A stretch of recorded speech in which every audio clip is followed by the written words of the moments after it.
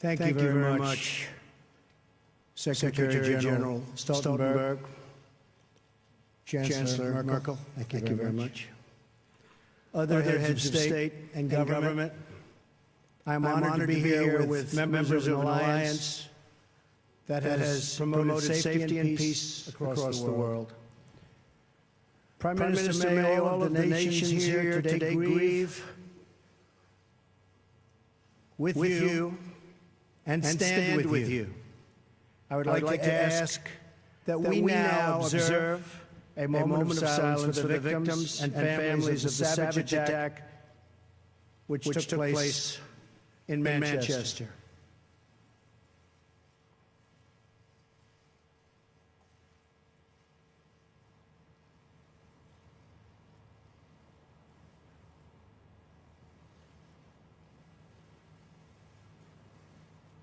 Thank you. Terrible thing.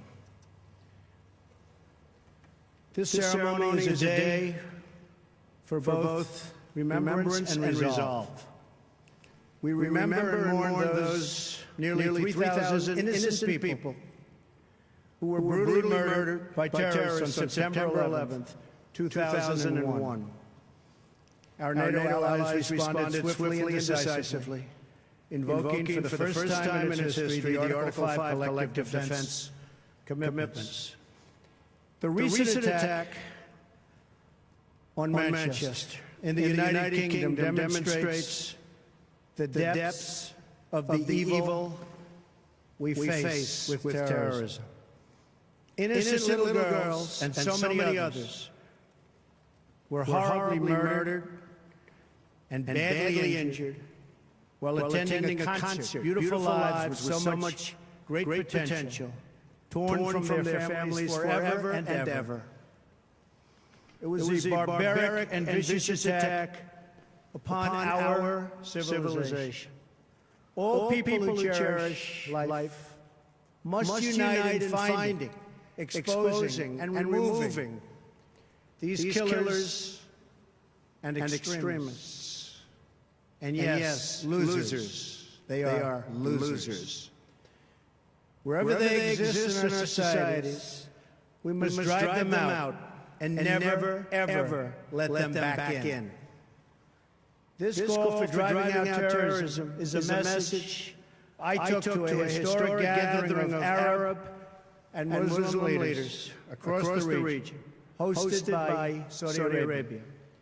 There I spent much time with King Solomon, a wise man who wants to see things get much better rapidly.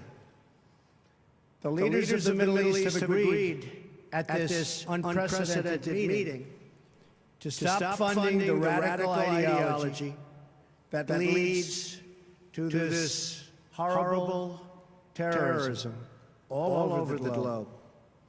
My travels and meetings have given me renewed hope that nations of many faiths can unite to defeat terrorism, a common threat to all of humanity. Terrorism must be stopped in its tracks, or the horror you saw in Manchester and so many other places will continue forever. You have thousands and thousands of people pouring into our various countries and spreading throughout. And in many cases, we have no idea who they are.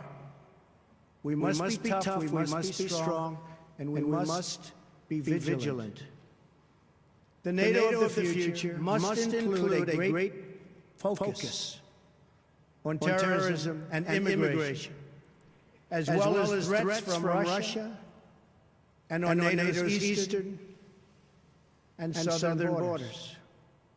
These grave security concerns are the same reason that I have been very direct with Secretary Stoltenberg and members of the alliance in saying that NATO members must finally contribute their fair share and meet their financial obligations.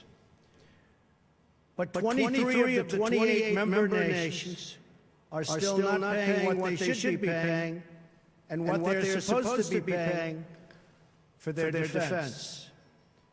This is not fair to the people and taxpayers of the United States. And many of these nations owe massive amounts of money from past years and not paying in those past years.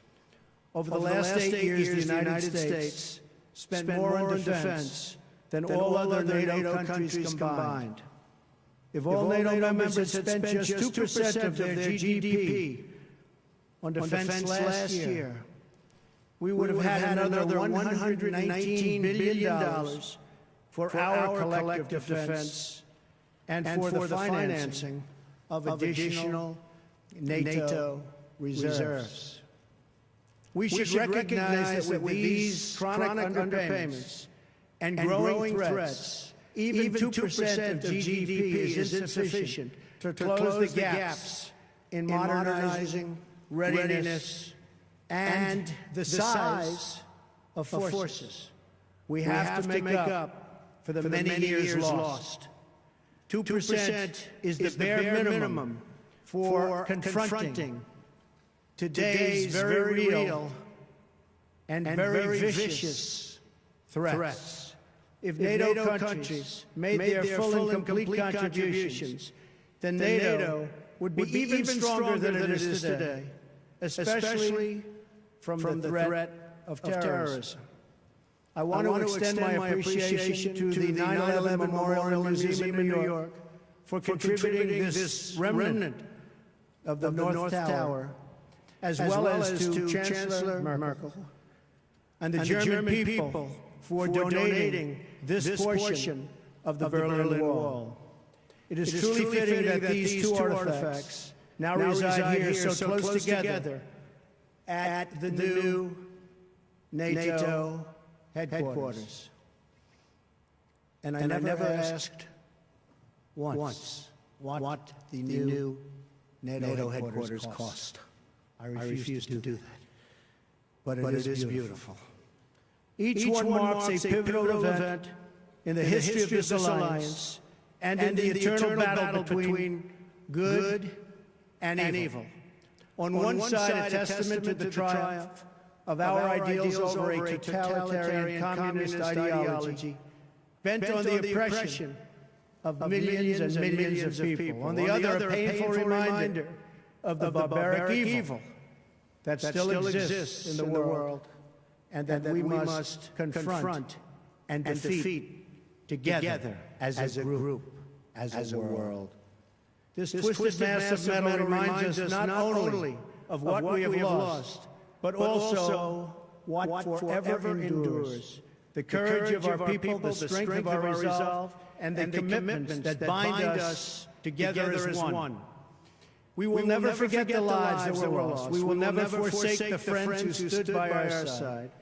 And we will never waver in our determination to defeat terrorism and to achieve lasting security, prosperity, and peace. Thank you very much. It's a great honor to be here. Thank you.